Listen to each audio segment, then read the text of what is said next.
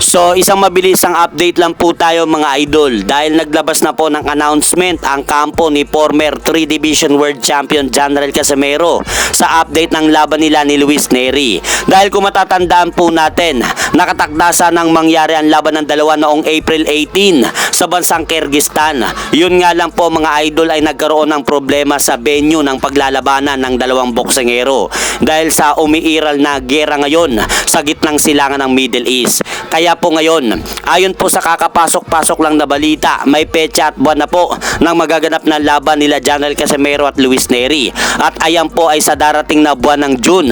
Dahil sa post ng Cuadro Alas It's My Boy mga idol, nakalagay po dyan. Basahin po natin, "This is it, the wait is over. The explosive showdown between General Casimero and Luis Nery will take place at the Aichi Sky Expo. Get ready to relive the electrifying rivalry of Mexico versus Philippines, just like classic battles of the past.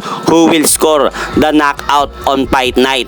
At sa ibaba naman po mga idol ng post na yan, nakalagay po sa poster ang mga mukha nila General Casimero at Luis Nery. At nakalagay po dyan na Luis Nery versus General Casimero on June 6 at the Aichi Sky Expo. At nakalagay rin po sa magaganap na laban na yan na 10-rounder professional boxing match ang magaganap na laban ng dalawa.